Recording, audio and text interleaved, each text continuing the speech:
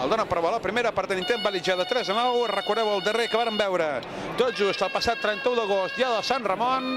Després actuacions plàcides a Lió, actuació plàcida també a Olot, i ara ja el primer gran compromís abans del concurs, aquesta diada de Santa Tecla Tarragona. Quarts i quints col·locats de 3-9 folre. Els sisens ràpidament amunt, a veure si aquest 3-9 es pot fer amb tranquil·litat. Seria bo no fallar en cap dels castells aquestes dues primeres setmanes.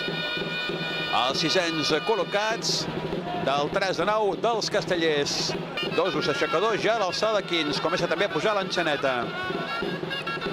El castell està tranquil, cert trontoll a l'encaix entre terços i quarts. Ara quan entrin dosos suposem que l'aniran dominant. Ara es col·locaran els dosos, el castell està tranquil, ha agafat d'una molt bona mida. Per tant, el castell amb tranquil·litat i, com diem, serà ja, si tot va bé, el 17è de la temporada. Una autèntica bestialitat. A punt d'entrar ja a l'aixecadora, l'enxaneta ja és dalt, castell molt tranquil, el van dominant amb certa calma.